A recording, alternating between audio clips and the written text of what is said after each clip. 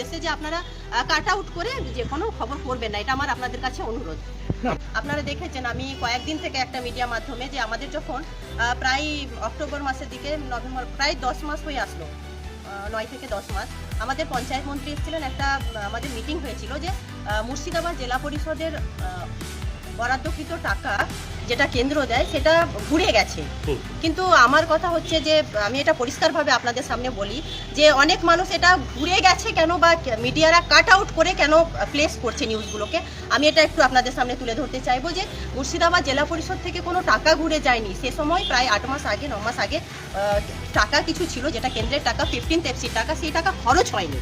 মুর্শিদাবাদ জেলা পরিষদ মানে ত্রিস্তর পঞ্চায়েত, আমি বারবার বলি 3টা স্তরে খরচ হয়নি, যেটা টোটাল সেট অ্যামাউন্টটা বোঝায়। এবং একটা অ্যামাউন্ট দেখছি কারা উইদাউট ডকুমেন্ট তথ্য ছাড়াই তারা কেউ রিপ্রেজেন্ট করছে যে 237 আরও কিছু কিছু। কিন্তু আমি একটাই কথা আপনাদেরকে বলবো যে এটা 9 মাস আগের কথা, সে সময় এই অর্থটা কিছু অর্থ প্রায় তার হাফ হবে, অর্ধেক অর্থ খরচ হয়নি। কিন্তু একটা কথা যে এখন সেই অর্থ সম্পূর্ণরূপে খরচ হয়ে গেছে, কোনো রিটার্ন কোনো মানি যায়নি কেন্দ্রে, এটা আমরা বলতে চাইছি। জানি না যে আমি একটাই কথা বলবো মিডিয়া ভাইদের উদ্দেশ্যে যে আপনারা কাট আউট করে যে কোনো খবর করবেন না, এটা আমার আপনাদের কাছে অনুরোধ।